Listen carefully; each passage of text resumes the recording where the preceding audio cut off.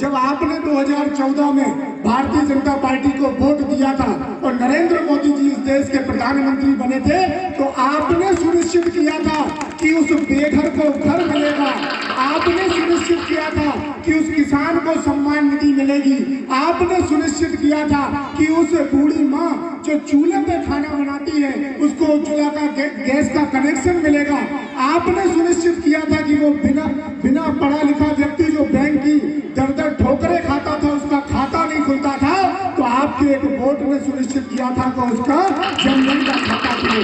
अगर हम लोग बात करेंगे तो कई बहुत समय निकल जाएगा कि मोदी जी ने क्या किया। आज उसका धरातल पर हम लोगों को जो जरूरतमंद लोग हैं उनको लाभ मिल रहा है।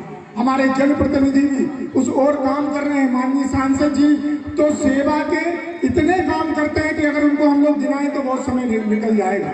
आज हम लोग माता जी जो 18 वर्ष के हो गए होंगे, पहली बार जो मतदान करने वाले होंगे, लेकिन हमें उनको 2014 के पहले की बात भी बतानी है, क्योंकि 2014 में वो केवल 8 वर्ष के रहे होंगे और जब भगवान राम को काल्पनिक कहा गया था, हो सकता है उनकी याद में नहीं होगा। आज अयोध्या में भगवान राम का भव्य मंदिर बना है। हम सब लोग रामलला के दर्शन करके आए हैं और जब अयोध्या हम लोग पहुंचे थे, जब मंदिर हमारी आंखों के सामने था तो हमारी नेत्रों में आंसू आ गए थे। हमें उस 500 वर्षों का संघर्ष जो हमने जिया नहीं था। आदरणीय प्रदीप सरावगी जी भाई साहब हमारे मध्य उपस्थित हैं। हम लोग भाई साहब से सुना करते थे कि 1992 की घटना, 1992 में तो मैं पैदा ही नहीं हुआ था, लेकिन जब भाई साहब बताते थे कि ये पूरा जेल बना दिया गया था, किसी को भी गोली चला दी थी, लोगों को जेलों में ठूस दिया गया था, तब हम लोगों को लगता था कि वो भगवान राम जो हमारे आराध्य हैं, जो सनातन संस्कृति की पहचान है, उन भगवान राम के मंदिर को बनाने के लिए अभी 500 वर्षों का अगर संघर्ष करना पड़ा तो आज हम लोगों को 20 तारीख को उसका जवाब देना है। मोदी जी ने कहा था, हम लोग कहते थे कि रामलला हम आएंगे मंदिर वहीं बनाएंगे, विरोधी कहते थे कि ये भाजपा वाले नारा तो लगा रहे हैं कि रामलला हम आएंगे मंदिर वहीं बनाएंगे, लेकिन तारीख नहीं बताएंगे। मैं तो कहता हूं हम सब लोग बहुत सौभाग्यशाली हैं कि अयोध्या में जब भगवान राम के मंदिर का शिलान्यास भूमि पूजन हुआ था और हमारे देश के प्रधानमंत्री नरेंद्र मोदी जी ने जब भूमि पूजन किया था तो हम लोग उस भूमि पूजन के भी साक्षी बने थे। और 22 जनवरी को जब भगवान राम की प्राण प्रतिष्ठा हुई तो हम सब लोग उसके भी साक्षी बने। और में जब भगवान राम को काल्पनिक कहा गया, राम सेतु को तोड़ने की बात की गई, हम सब लोगों को याद होगा। आज वही बहुमतीय लोग भगवान राम का स्मरण कर रहे हैं। उस समय किसी कवि ने लिखा था, मैं 2 पंक्तियों के साथ अपनी बात को खत्म करूंगा। उस समय जब राम को काल्पनिक कहा गया तो देश के कवि हैं, उन्होंने लिखा कि देकर बयान सीमाओं को लांग रहे थे, देकर बयान सीमाओं को लांग रहे थे, यानी वे आस्था को फांसी टांग रहे थे। और जिनको नहीं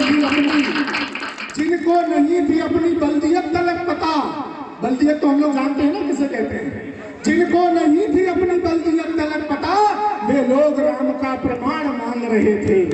और जो लोग राम का प्रमाण मांग रहे थे उनके साथ हमें क्या करने की जरूरत है कि कलयुग है मगर पाप की धारा में न बहना, कलयुग है मगर पाप की धारा में न बहना, जो धर्म विरोधी हैं ऐसे घर में न रहना। और जो लोग राम जी को झूठा बोल रहे थे उनके मरे में राम नाम सत्य न कहना।